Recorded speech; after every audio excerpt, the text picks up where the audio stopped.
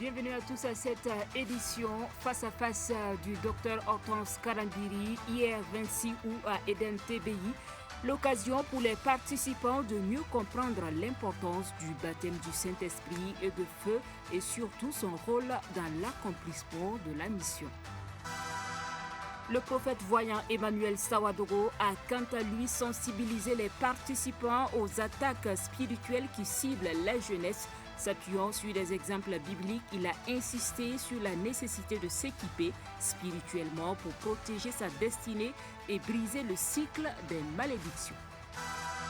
Comment gérer efficacement les finances dans le couple? C'est autour de cette question qu'un panel s'est tenu à l'Église des Nations Tabernacle à Bethel, Israël, organisé toujours dans le cadre de la 13e édition des Universités des Jeunes.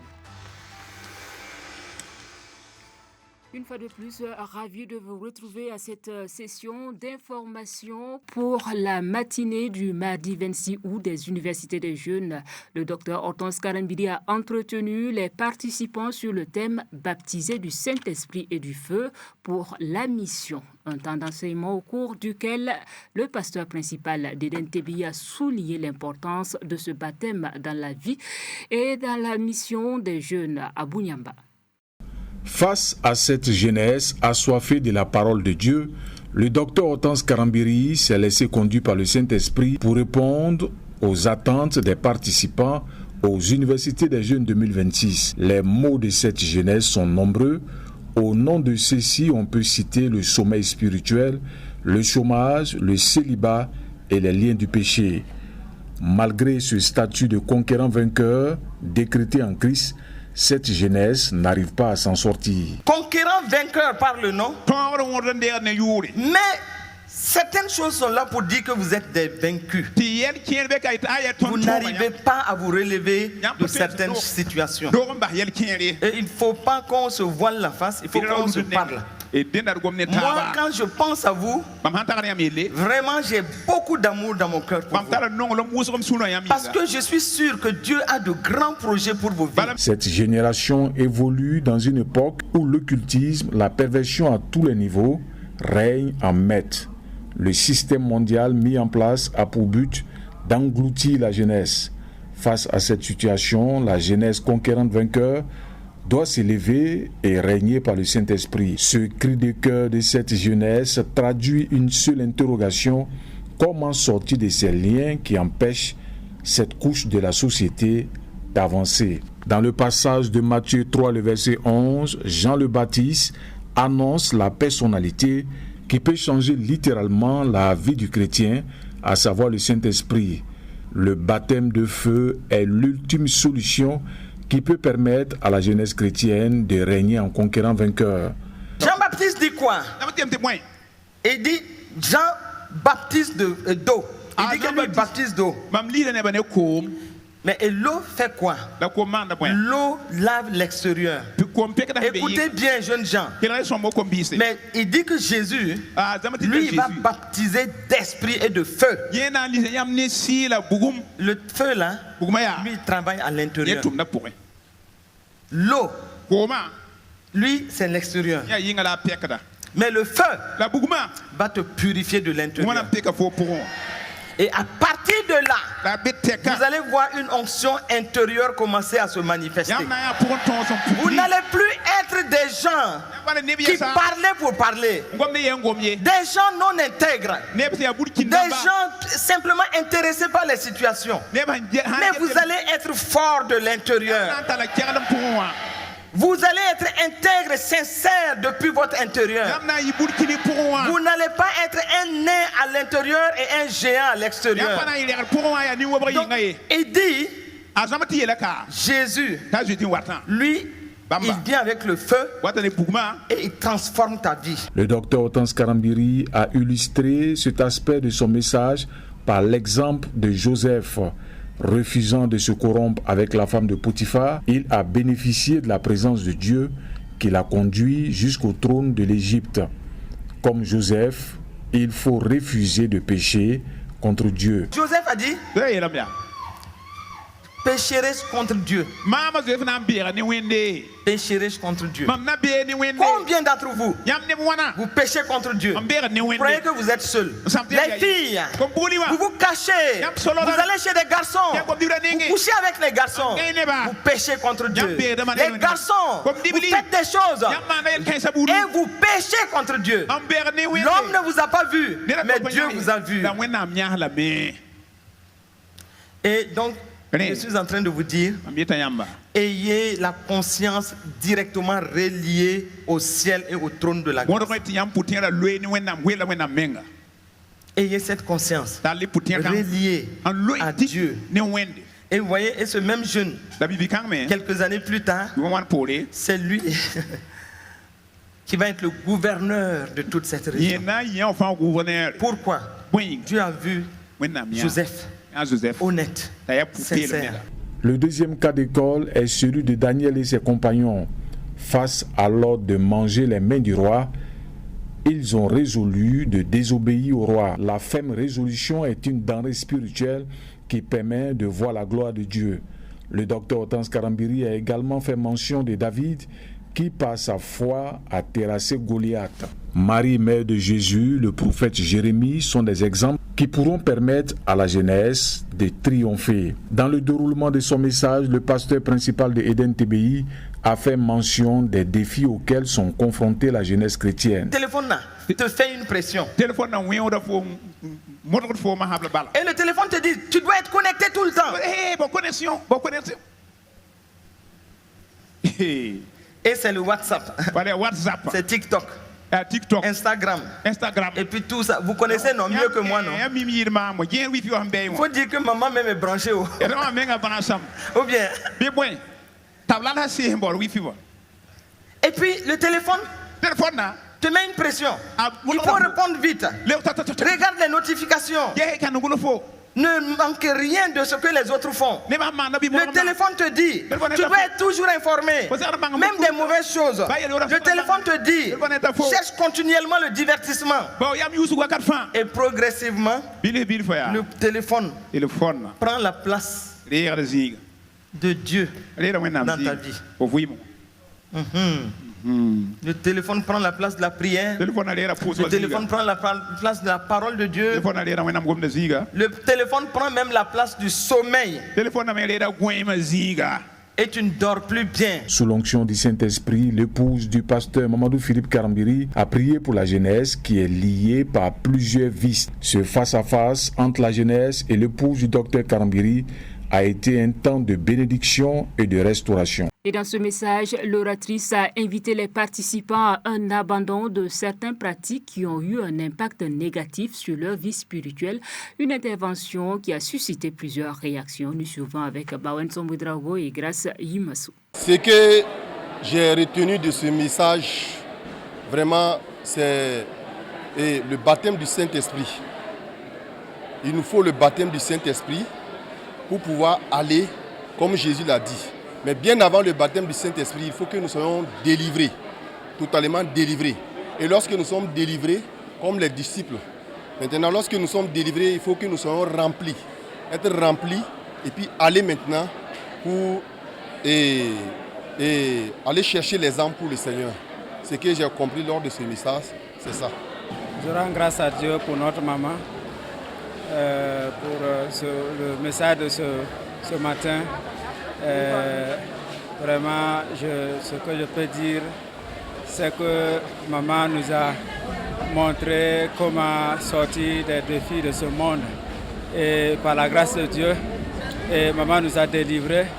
Et il nous a transmis la puissance du Saint-Esprit afin que nous puissions sortir de tous ces problèmes, de tous ces défis-là. Personnellement, je vais d'abord commencer par dire vraiment vive merci au Seigneur pour ce message vraiment que j'ai entendu ce matin. Voilà, la maman nous a vraiment nourris de cette précieuse parole. Elle nous a enseigné vraiment que nous sommes justement des conquérants vainqueurs, que quels que soient les blocages, les abstraits de ce monde, surtout l'usage du téléphone qui m'a particulièrement touché. Le téléphone, effectivement, avec la maman, nous avons appris qu'il a pris la place très souvent du Seigneur dans notre vie, ce qui correspond également à une idole. Et à travers les prières également, nous avons été vraiment touchés et délivrés. Et je tiens vraiment à dire merci au Seigneur pour cela. Voilà, ce que j'ai retenu, voilà, c'est qu'elle a eu à parler des jeux en ligne. Voilà. Il a dit que cela ne glorifie pas Dieu, voilà, et que nous devons tout faire pour éviter cela. Voilà. Il a eu de parler aussi de banalité sexuelle. Voilà. Et que nous, la jeunesse, voilà, la plupart de la jeunesse se trouve dans ce défi-là. Et à la suite, il a prié pour notre délivrance. Et je pense que par la grâce de Dieu, voilà, tout ira bien maintenant pour la gloire de Dieu. Orateur de cette université des jeunes, le prophète voyant Emmanuel Sawadogo a sensibilisé la jeunesse sur les attaques spirituelles qui peuvent affecter sa destinée. À travers des exemples bibliques, il a insisté sur l'importance de l'équipement spirituel pour briser le cycle des malédictions. Le point avec Eliman Mamadou Ninkema. De délivrance, brisement des chaînes et des malédictions, un thème qui colle à la peau de cet homme de Dieu, le prophète voyant Emmanuel Sawadogo. De bout en bout, il aura conduit son auditoire à travers un message simple et compréhensif et une communion parfaite avec la jeunesse, totalement connectée. Cette jeunesse, fer de lance de la nation, dira-t-il, l'avenir de l'Église et du monde, afin qu'il y ait une véritable transformation spirituelle et profonde en chacun.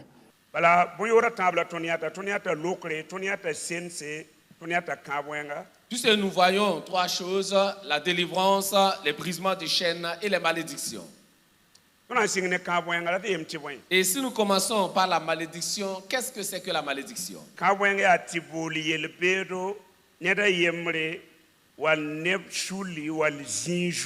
La malédiction, c'est d'invoquer, d'appeler le malheur sur une personne, un groupe de personnes ou sur un endroit. Le mot malédiction.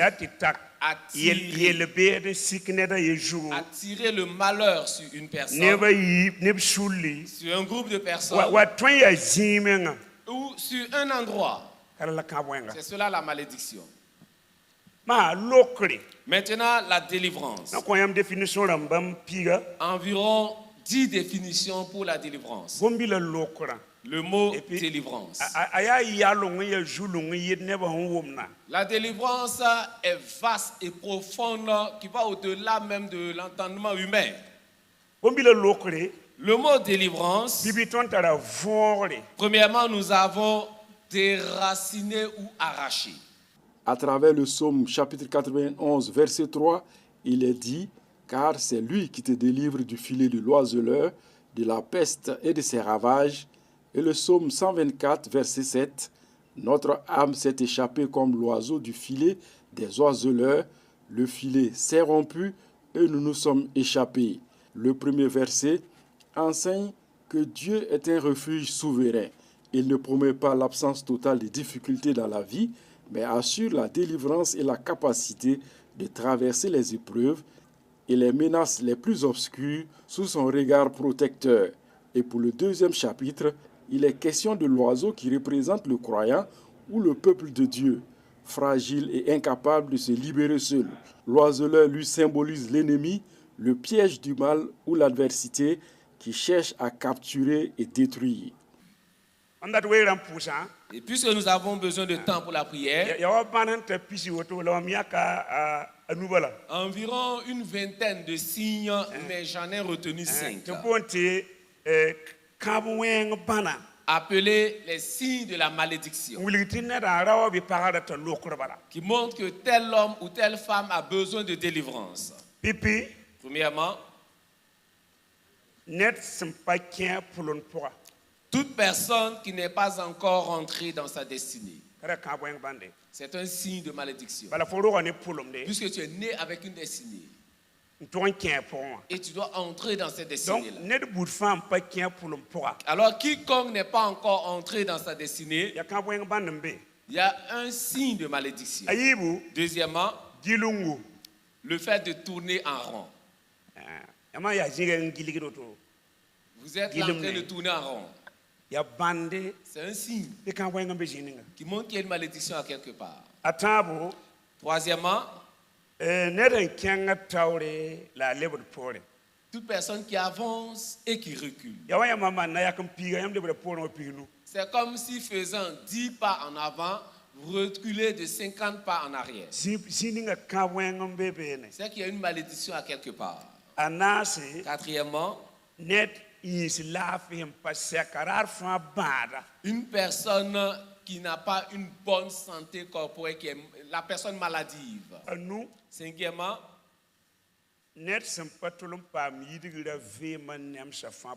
qui n'est pas prospère dans tous les domaines de sa vie.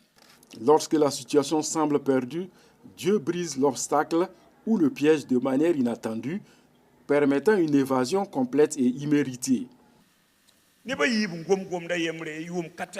Deux personnes parlent de la même chose depuis des années. Moïse et David. Il y a 406 ans entre les deux. Mais ces deux-là parlent le même langage, si l'on peut le dire, et j'aimerais qu'on en examine cela. Le psaume 91 et le verset 3. Moïse dit,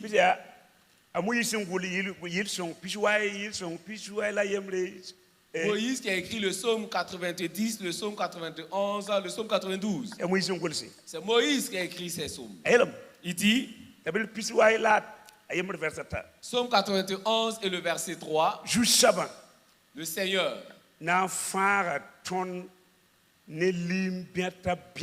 c'est lui qui te délivre du filet de l'oiseleur. Le filet de l'oiseleur. L'oiseleur ici, on peut le représenter comme le diable, les démons, les esprits impurs, les lutins, ou les agents sataniques sur terre ici. Et qui sont les ennemis des chrétiens. Ici, Moïse nous dit que tout plan que l'ennemi est en train de dresser, tout piège qu'il est en train de placer pour toi, le Seigneur te délivrera de ce filet-là. Une véritable assurance et une conviction que Dieu nous délivre de tout filet, de tout piège, à l'image de Moïse et de David, qui nous enseigne que malgré le fait que les fidèles se préservent et font beaucoup attention aux pièges de l'ennemi, il leur arrive de tomber dans le filet de l'oiseleur. Selon David, viendra un jour et ça va te surprendre. Au moment de te rendre compte, tu es déjà pris dans le filet de l'oiseleur. Cependant, il nous dit, le filet sera rompu et notre âme s'échappera. Toi qui m'écoutes maintenant, si l'on avait déjà dressé un piège devant toi, ton Dieu déclare que tu ne tomberas pas dans ce piège. Mais avec la présence permanente de Dieu dans ta vie, le filet est rompu et la liberté est retrouvée. Le verset célèbre la grâce de la libération et le passage de la détresse mortelle à la liberté spirituelle. Une liberté spirituelle qui appelle le Saint-Esprit à agir et sanctifie ta vie. La prière fervente du juste est attendue par l'Éternel et c'est genoux fléchis que cette jeunesse a été saisie dans une partie de délivrance totale. Esprit d'accident, de stagnation et de pauvreté, mari de nuit et femme de nuit ont été vaincus par le sang précieux de Jésus-Christ et c'est tout renouvelé que les uns et les autres ont rendu grâce à l'Éternel bon Dieu pour leur vie. Et après ce temps d'enseignement de prière conduit par le prophète voyant Emmanuel Sardro, les participants ont réagi sur ce qui leur a marqué. Ils s'expriment donc au micro de Siaka Christ-Liu et toujours Grâce Yimassou. Nous avons été fortement édifiés, en tout cas nous avons reçu en tout cas et grâce, parce que nous avons été délivrés des chaînes de l'ennemi. En tout cas nous avons reçu beaucoup de choses que nous ne pouvons pas tout dire.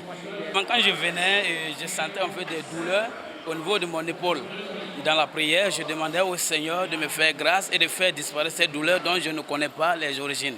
En tout cas, à l'heure là, je me sens à l'aise et je suis en tout cas en bonne santé et je rends grâce à Dieu pour cela. Ok, je bénis le nom du Seigneur pour cette conférence. Le Seigneur a fait grâce. Parce que je ne sais même pas que je pourrais participer à ce séminaire. Mais par la foi, je suis venue. Quand je suis venue l'heure de la prière, quand l'homme de Dieu a fini de prier, il a dit que ceux-là qui ont laissé les malades à la maison, que de se lever, ils vont prier. Donc je me suis levée et il a prié. Je sais que ma maman, elle est guérie et elle est restaurée. Parce qu'on était à l'hôpital, quand on est revenu de la maison, donc j'ai quitté à la maison directement pour venir ici. Je dis merci au Seigneur pour la délivrance de ma maman. En tout cas, j'ai reçu quelque chose. Voilà, parce que aujourd'hui, j'ai parlé en langue que moi-même, je n'ai jamais vu ça. Donc, j'ai vu que Dieu m'a fait grâce. Dieu m'a fait sincèrement grâce. J'ai reçu quelque chose. Voilà, je rends vraiment grâce à Dieu. Que la fête continue. Bon, après la prière, je me suis vraiment senti vraiment léger. Je sens que vraiment l'Esprit de Dieu est avec moi. Donc vraiment, je dis merci à Dieu pour ce qu'il a fait pour moi.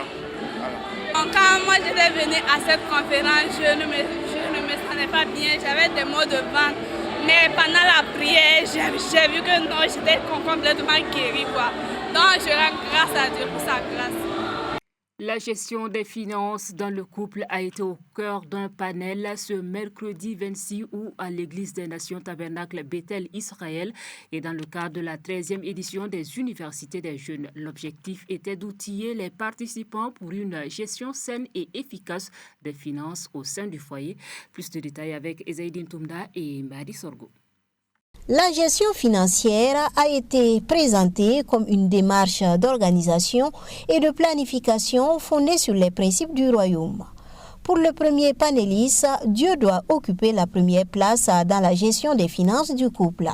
Dans cette perspective, il a recommandé aux participants de prélever la dîme avant d'établir le budget familial. Dieu, c'est le chef du royaume et nous sommes dans un royaume.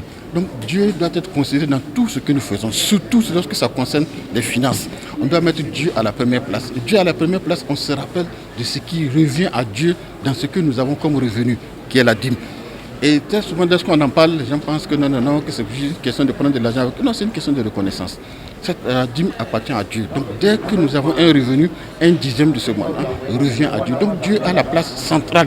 Parce que lorsqu'il y a déficit, c'est vers Dieu aussi qu'on va crier pour qu'il puisse avoir de quoi combler ce déficit. Donc on est chaque fois à côté de Dieu. Dieu est vraiment au centre de la chose. C'est lui qui a initié la chose et c'est vers lui que nous partons pour régler toutes les situations. Il a également insisté sur l'importance de prévoir un budget familial et de veiller à une utilisation efficiente des ressources disponibles. Selon lui, une bonne planification des dépenses permet notamment d'éviter l'endettement et de préserver l'équilibre financier du foyer. Il faut prévoir ce qu'on appelle un budget familial. Budget familial, c'est-à-dire que vous avez les recettes, c'est-à-dire que c'est les revenus, qu'est-ce que vous avez comme argent, salaire, consultation, etc. En tout cas, tout ce qu'il y a comme entrée et tout ce qu'il y a comme dépense. Et maintenant, vous essayez d'équilibrer. Vous devez vous arranger pour dépenser moins, en tout cas au grand maximum, autant que vous avez, pas au-delà. Parce que là, si vous vivez au-delà de vos moyens, vous êtes en train de vous endetter progressivement, ce qui sera une chose négative. Parce que la Bible dit que celui qui prête est au-dessus de celui qui emprunte. Abondant dans le même sens, le second panéliste a encouragé les participants à mettre en place un budget familial. Il a souligné la nécessité pour l'homme et la femme de dialoguer afin de planifier ensemble les dépenses et les objectifs financiers du ménage. Pour lui, cette concertation entre les conjoints contribue non seulement à une meilleure gestion des ressources, mais aussi à la stabilité et à l'harmonie du foyer. La famille, c'est une cellule importante dans la vie d'une nation. En fait, la famille en tant que telle est une organisation qui mérite beaucoup d'attention. Donc le couple doit piloter. En fait, l'État délègue un peu ce pouvoir au couple de mieux gérer cette organisation. Et pour la gérer, il faut vraiment que les gens s'asseyent, discutent autour du conseil du couple qui permettent quand même de planifier calmement avec madame. Et ça permet d'avoir des résultats. C'est un élément qui apporte la paix aussi.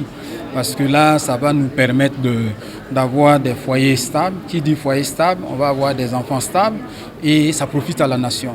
À l'issue du panel, les participants ont salué la pertinence de la rencontre. Selon eux, les échanges leur ont permis d'acquérir des notions et des outils essentiels pour mieux gérer les finances au sein du couple. Avec ce panel, nous avons appris beaucoup de choses. D'abord, on nous a montré que l'homme ne doit pas prendre l'argent, mettre au-dessus de tout. Et aussi la gestion du foyer, et surtout la gestion financière dans les foyers. Ça va nous permettre d'avoir une mise sur cette question et aussi taire beaucoup de tensions familiales liées à la crise financière. La gestion des finances dans le couple est vraiment importante. Il faut planifier, il faut élaborer un budget, un bon budget afin de mener à bien la vie conjugale. L'homme et la femme doivent se rencontrer pour mieux établir ce qu'ils vont faire dans le mois ou même dans les jours à venir. Et je pense bien que cela ira en avant dans leur vie conjugale. Pour une bonne organisation dans le foyer, il doit avoir la transparence, la vérité. Aussi, nous, en tant qu'enfants de Dieu, nous devons d'abord mettre Dieu en premier sur la gestion de nos finances en prélevant les dîmes. Et aussi, nous avons appris que nous ne devons pas céder aux pressions extérieures au détriment de notre famille. Il faut toujours avoir de la sagesse, être franc face aux pressions. Ne pas aller prendre un crédit pour satisfaire une personne quelconque pendant que ton foyer souffre. Débutée le 25 août 2026, la 13e édition de l'Université des jeunes se poursuit jusqu'au 29 août 2026 avec au programme des sessions d'enseignement, de prière et des actions de solidarité. Et nous restons toujours avec Marie Sorgo pour le kiosque francophone. L'Observateur Palga s'intéresse à la reconversion professionnelle de Abdul Fattah Dipama, ancien entrepreneur dans l'élevage et la vente d'aliments pour volailles, reconverti dans la vente de galettes de petits milles et de riz au bord de la rue. D'où le titre « Pour sa mère, il s'installe derrière le moule à galettes ». Autre sujet qui retient l'attention du doyen des quotidiens, c'est l'immersion patriotique. Sur la question, le journal indique que 25 acteurs culturels renforcent leur engagement au service de la nation. S'agissant de la reconquête du territoire national, le journal met l'accent sur le témoignage d'un terroriste repenti, puis titre à sa manchette « Quand les chefs terroristes mènent la belle vie pendant que leurs hommes tombent au front comme des mouches ». Le quotidien consacre sa une à la lutte contre le trafic illicite, puis nous informe que près de 20 millions de francs CFA de produits de contrebande ont été saisis dans le Naouri, de même que 5000 plaquettes de tramadol dans le Oubri. Le journal nous fait savoir aussi que la Direction générale des douanes a enregistré une performance de plus de 130 milliards de francs CFA en fin juin 2026.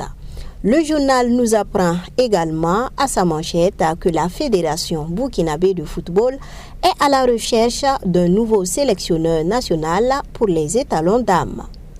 Même son de cloche à l'Express du Faso qui mentionne étalons dames, la Fédération burkinabé de football cherche un nouvel entraîneur. Le journal fait également un zoom sur l'incendie au grand marché de Bobo-Dioulasso, puis nous fait savoir que plusieurs magasins de stockage de marchandises ont été consumés par les flammes. Hors de chez nous, Sud Quotidien nous informe que le Conseil constitutionnel a rejeté la proposition de loi relative au régime juridique des crédits spéciaux de l'Assemblée générale. L'Union du Gabon nous apprend que le Conseil de discipline du Conseil supérieur de la magistrature a débouché sur une série de sanctions, d'où le titre « Séisme au palais de la justice ». Enfin, la Libre Belgique s'interroge sur comment Trump a fait flamber les prix de l'énergie en Europe et aux États-Unis. La parole de sagesse de ce jeudi 27 août. La foi ne suffit pas à être proclamée, elle doit être mise en œuvre dans les pensées, les paroles, les choix et les actions. La foi ne suffit pas à être proclamée, elle doit être mise en œuvre dans les pensées, les paroles, les choix et les actions. Et c'est signé le pasteur Mamadou Philippe Karambiki. C'est aussi la fin de cette édition entièrement consacrée aux universités des jeunes. Merci à toute l'équipe de réalisation et merci de votre attention. On se dit à demain.